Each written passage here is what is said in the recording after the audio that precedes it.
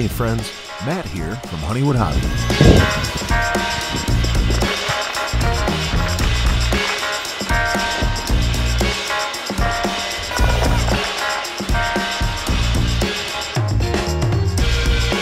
Have you ever gone to the field and thought, it is way too frickin' windy?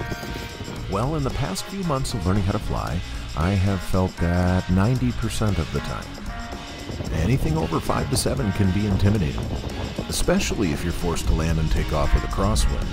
But that's where planes like this come in. Something that's fun enough to keep you entertained, but you're also willing to smash into the ground. My sacrificial breeze beater of choice is the E-Flite Ultrix. Cheap, durable, and full of surprises. This is not an endorsement for the Ultrix, nor is E-Flite sponsoring this video. This is merely my current tool for going to battle with the wind, overcoming my fears, and sharpening my skills. I'm going to stand behind you, because if it comes right back in our face. That was a good chance. All right, we got throttle. Here we go. Wind's down. Let's do this.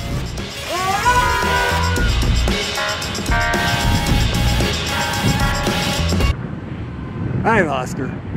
So, what makes a good low-consequence kite with a motor? In my opinion, there have to be low consequences to fly it. This differs person to person, but I think universally, having a lower financial impact ranks high on the list. If and when the plane does go down, you don't want to have a car or even mortgage payment on the line. It used to be a DC-3. Next, it has to be fun. Do that silly shit.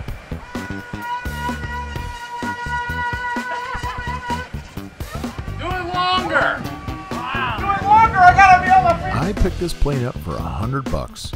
Check the box for fiscally responsible. Flown on the NX-8 with 100% rates and 50% expo. This thing is snappy, to say the least. Enjoy losing orientation? This is the plane for you.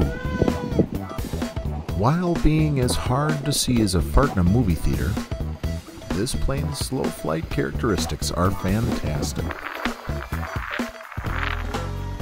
Because the props are in the front and the surfaces are in the prop wash, as long as you keep feeding the gerbils, you'll have some surface authority. She'll even do this weird hover thing in the wind. Differential thrust takes the place of the rudder in this bird, and it makes things like this possible. Most easily achieved by leveling off and applying full throttle and full rudder in one direction. The spicy part is trying to exit the maneuver and figure out which way you're facing. Also, she has optional lights for fun at night, servos that don't like to find center, and a battery hold-down system that leaves a lot to be desired. But overall, it's cheap, simple, and fun. And my point here isn't specifically about this plane, but about a plane. Any plane that makes you feel confident and that you can afford to lose is a good wind plane, a try new stuff plane, a plane where you can just send it and see what happens. And we all need one or two of these in our hangar, in my opinion. As I step foot into the 3D balsa game, my Extra 300 shown here is kind of becoming one of those planes as well. I can't really afford to lose it, but between its durability and the lack of anxiety it gives me, dumb thumbs is rarely an issue, and I can enjoy each flight with a somewhat normal heart rate. Until I try to clumsily pull out of a flat spin and almost put it in the corn.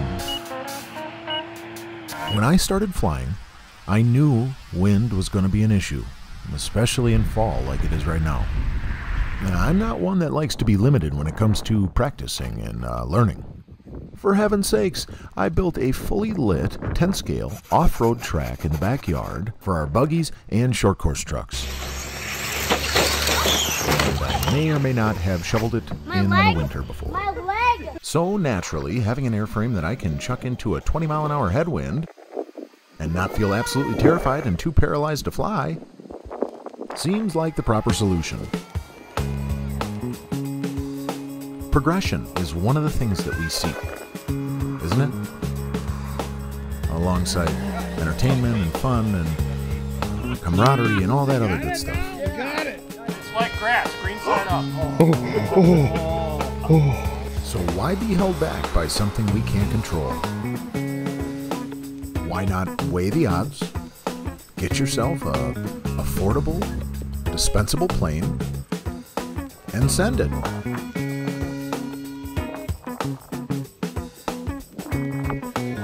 Believe me, there are some memories to be made on the field with windy conditions like this. I had an absolute blast this day, surfing the waves of wind with my sacrificial wind plane. This plane does not look cool, nor is it my style. But if you absolutely love flying like me, then that really doesn't matter. For my friends in this hobby already, I respect your apprehension, but I challenge you to get out that old trainer or search Marketplace for a used breeze beater of your own. And for any youth watching this, let me remind you, no one remembers their best day playing video games.